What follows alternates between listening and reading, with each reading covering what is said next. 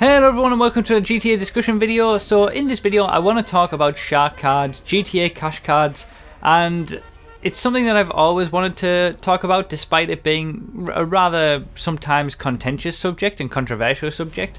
It's something that I've always wanted to make a video about to give you guys my opinions on, and also, as always with these discussion videos, get your opinions as well in the comments at the end and have a bit of a discussion on it between yourselves as well, and it's always interesting to read what you guys have to say.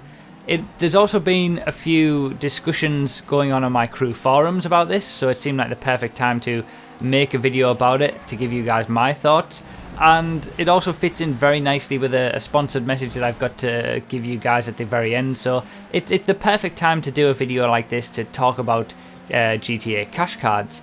Now, I can understand on some level why some people feel a bit maybe aggrieved that cash cards are in, because you know, some people spend a lot of time on the game, they get good at the game, they put in the time, the effort to increase their skill, and also the time and the effort to make the money, let's say legitimately, via in-game means. So, you know, doing races, getting better at races, winning a lot of races and making money that way, for example, or putting the time in to get really efficient and good at the heists and continually doing those, grinding those. So I can understand where some people are coming from if they've done all of that, to see people just pay real world money to get all of the in-game money that they've spent a lot of time and effort trying to earn. But nothing comes for free, you know. Whether you have to spend real money to get GTA money, or you have to earn the GTA money in the game, you're putting in effort because you've got to earn that real world money in the first place. You know, whether you go to a real job in real life and actually work to earn that real world money, if you spend it in GTA Online, you've still had to earn that GTA money, just in a different way.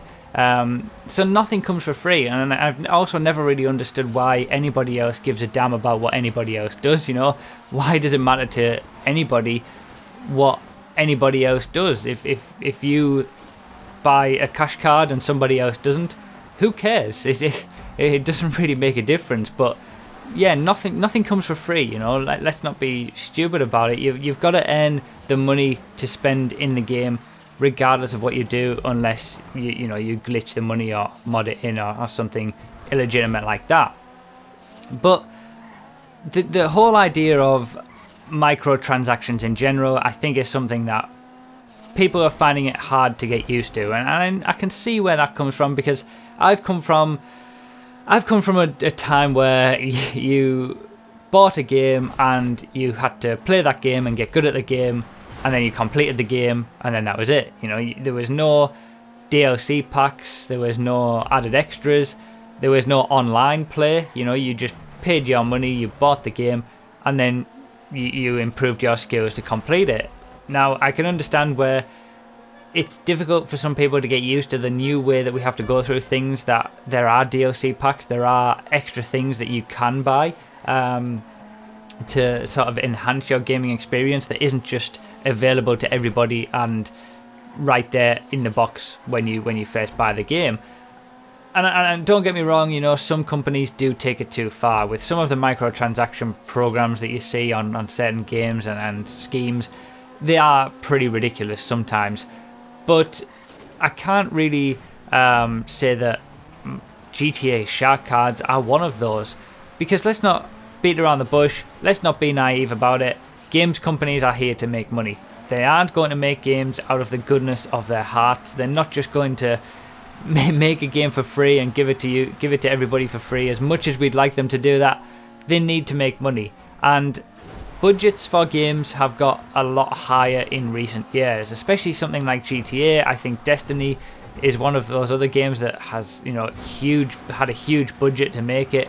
It's costing a lot more these days to make these AAA games, and the price of games hasn't really changed all that much over the years. You know, we're not really paying, especially when you take inflation into account, we're not really paying much more for the standard game compared to what we did 10 years ago, for example. So games are getting more expensive to make, and the game companies are spending more money.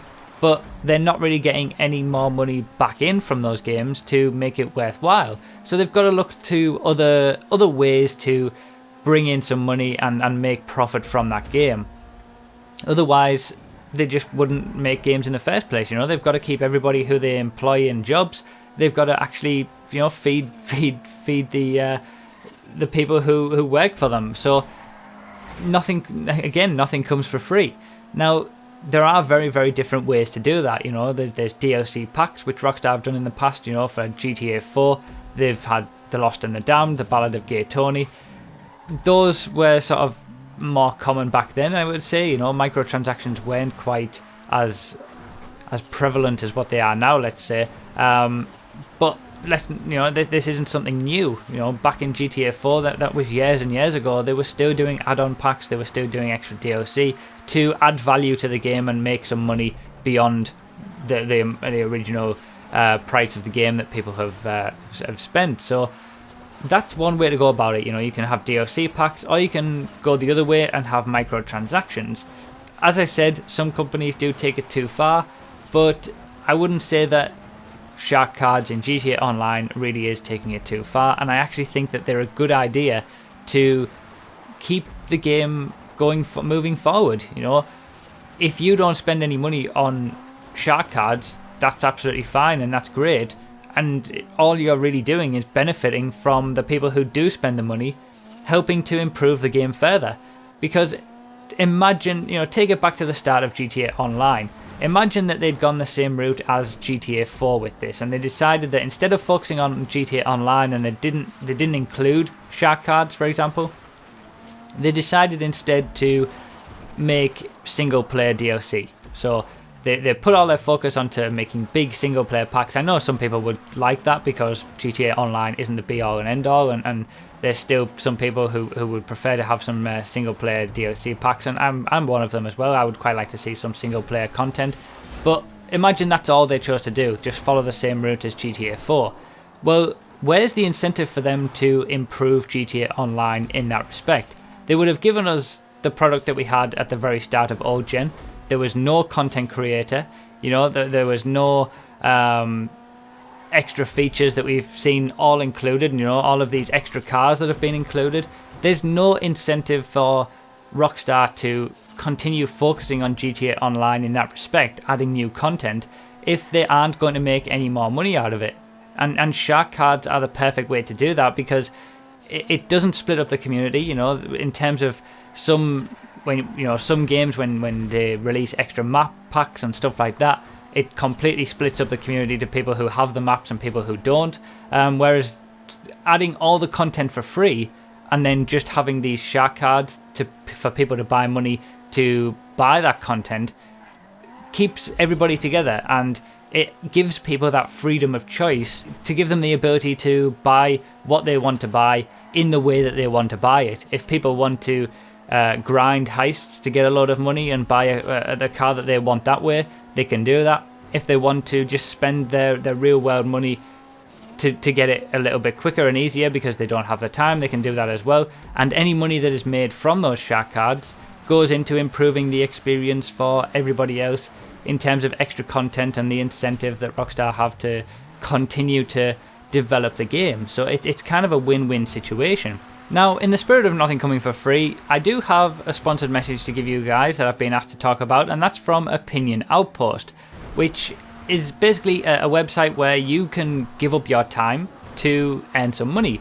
And this might help you if you want to get some Shark Cards or something like that, but the idea is that you answer surveys, they send you surveys, and you answer them and you earn money or Amazon gift cards or iTunes gift cards for basically giving up your time to answer these surveys. And there's a lot of companies that want to get your opinions on things, and that's what this is all about. Now, I used to do this myself in the past, and I earned a few sort of DVDs and a little bit of cash from this way back when, but it's certainly come on a lot since then, and it seems like a much sort of more important outfit now, where it's a proper company that's really interested in getting all of your opinions.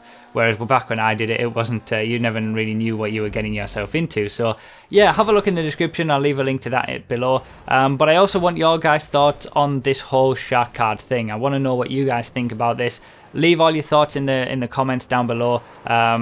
Do you agree with the idea of having shark cards, or do you just hate them completely? And I'll also leave a link to the discussions that were had on my crew forums as well, if you want to have a read through that, because there's some quite good posts on there as well.